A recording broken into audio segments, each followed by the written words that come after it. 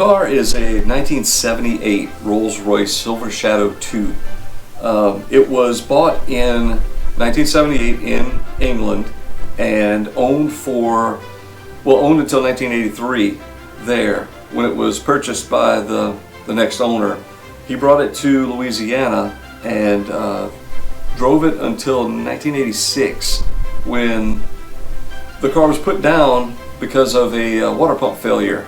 I guess back in 1986 nobody could find anyone to work on a Rolls Royce here locally, and so the car was basically put to pasture, so to speak. It was entombed in a dark windowless garage for the next 38 years, and when I found it, I was able to take it out of there and go through all the mechanical systems, like the extremely complicated braking system, all the fluids, of course new tires. The car had 13,000 miles on it, just under actually, when I got it, and the tires, belts, hoses, everything was original to the car. It had Rolls Royce tires, and the belts were also labeled Rolls Royce. So being that it was out of the sun, the leather didn't really get, well, none of it really got sun damaged or faded. It was all, I was able to rejuvenate everything in the car. The leather was cleaned and then softened with a leather balm multiple times. The paint work is all original and was apparently a very high quality paint job. All of the paint was able to, I was able to rejuvenate all the paint by buffing and polishing. Most of the chrome came back very well. Also due to the higher quality, I would imagine. There's some signs of, wear and pitting and things like that, but any damage was done to the car during its first 13,000 miles of life back in the early 80s. So pretty interesting car, very well made. I've gone through these systems and noticed a build quality that is above any other British car that I've ever done. I've done MGs, I've done Triumphs, just worked on quite a few different. I even restored a Nash Metropolitan, which is an Austin essentially, and the quality of the build of this car is just really second to none.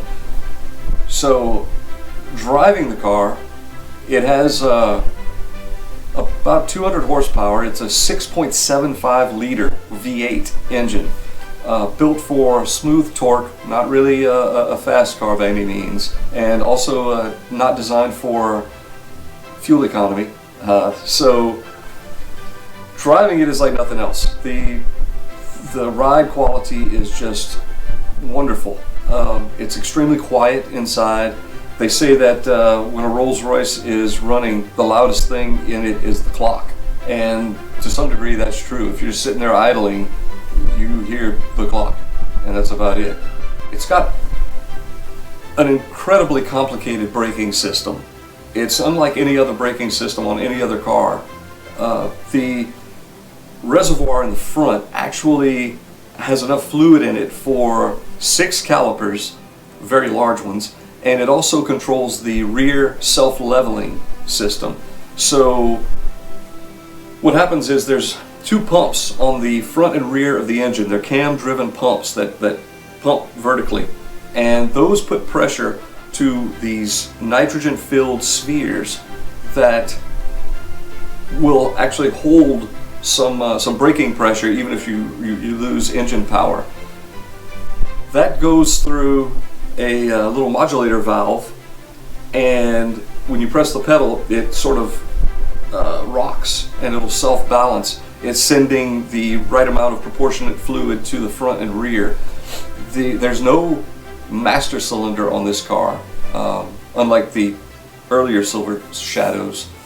It's all done by these pumps and these accumulators. The front has 2 calipers per wheel, and the rear is one gigantic caliper with I say gigantic because I'm used to working on like MGs and little cars, but the rear caliper has a separate system for the top and bottom piston.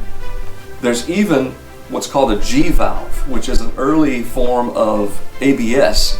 If you slam the brakes on really hard, there's a little ball inside of a tube that will slide forward, blocking off one of your rear caliper pistons.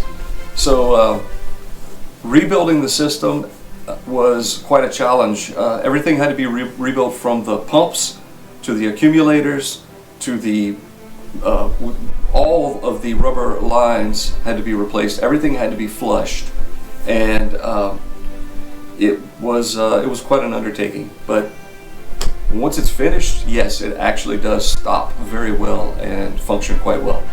The car is right-hand drive. Well, it was purchased in England. Of course, all Rolls Royce are British cars, but this was a European model. It's right-hand drive, and one really cool factor of the European model Silver Shadow 2s is the snow brushes on the headlights. They're little horsehair brushes that, if conditions are met, meaning that the headlights are on low beam and you press the squirter for the windshield wipers, the brushes will make one sweep and supposedly, clean off the debris or whatever on your headlights. So that, and the radio is also a British spec radio. It only knows the words to Beatles songs, and that's other than the license plate mount, it's pretty much the same car that we got here, but right-hand drive, and of course the cool brushes.